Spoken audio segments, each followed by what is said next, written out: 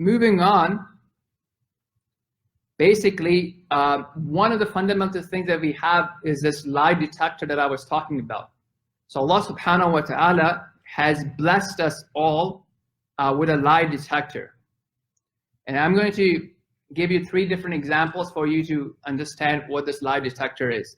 So sometime on Facebook or social media, I now see sometime they put images of, and they say that if you remember this, your childhood was beautiful, right? And they may put some brand, they may put some snacks or something that you used to eat as a child, or some toys or cartoons, or even some songs or movies.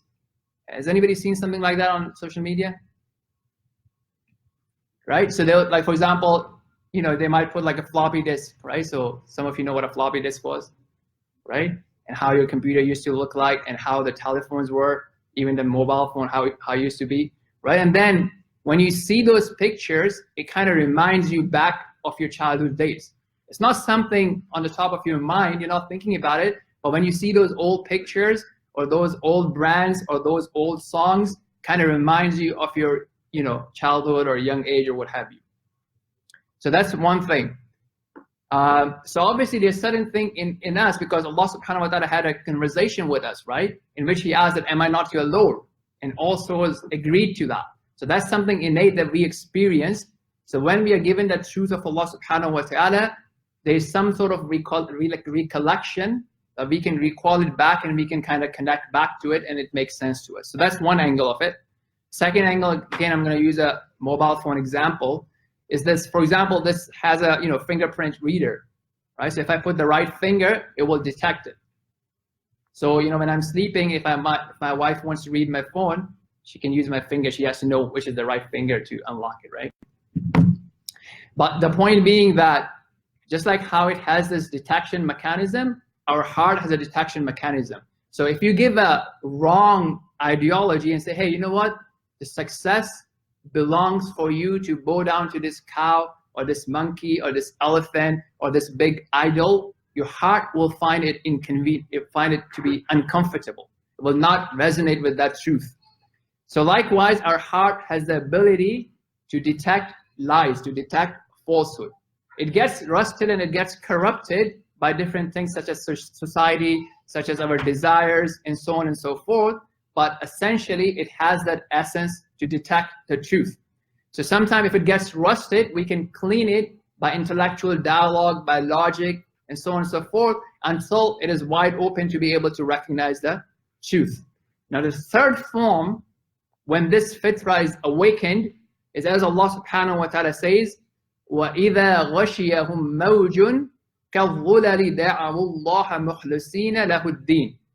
So when somebody is in immense difficulty and dire need, and he or she sees that, you know what, that's it, I'm gonna die, I will be destroyed, there's no help for me. So this is, in a sense, for example, especially for people who are traveling by sea, or even traveling by air, and so on and so forth. When you are in this dire need and you realize there's nobody else that can save you, your intellect is not gonna save you, your friends are not going to save you, then the fitrah is awakened, and it takes charge, and it takes control, and it's in the driving seat, and then it calls out to the Lord, it calls out to the God. Where does that come from? That's that inner fitrah waking up and saying, look, you need to ask for help, you need to stop being arrogant and thinking that you are self-sufficient, and you need to make dua, and you need to ask Allah, that higher power, that higher authority, to save you. So these are some examples of that. So the reason I'm saying this, obviously, as the Prophet of Allah sallallahu alaihi wasallam told us from a hadith that is narrated by Abu Huraira radiallahu anh, that every child is born on a state of fitrah, that beautiful state, that pure state, that inner state of knowing the truth, and then his parents make him a Jew or a Christian or a Magian or so on and so forth. So that's that essence. So how is it important? The reason it's important for us is first and foremost to realize that it exists in everyone. So if you know these 100,000, 2,000 people within your city, within your neighborhood, so on and so forth, they have this fitrah. So if they don't know about Allah, the basic thing all you need to do is remind them about it.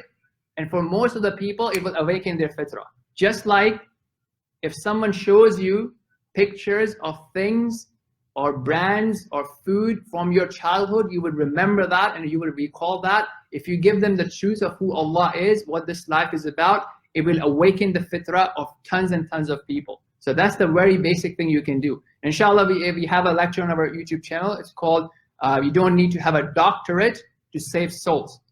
So if you watch that, it kind of walks you through of some content, some slides that you can download and just like convey. That's it. If somebody doesn't get it, no problem. You just convey, show them the pictures, right? In that analogy, and move on. Okay, now let's move to on a third point of the talk. Okay, do you guys know anybody who is honest? So if I want to do business with someone here, say I want a business partner, do you know somebody who is an honest business partner? Is there anybody who can recommend an honest business partner? I'm not doing business with you, man. You have my phone. Yeah, does somebody know an honest businessman? Okay, how do you know? Well, my dealing with him, say, for the last 20 years. Okay. So sincere that I haven't seen any bad things. Okay. From him. So if the brother had a dealings for 20 years and he didn't see anything bad, anything wrong, any wrongdoing on his part, does that kind of convince you that that person is honest? I'm asking, does that convince you? What if he didn't have the opportunity to show his dishonesty? Maybe the brother has installed, CCTV cameras and everything was computerized, so there was no opportunity.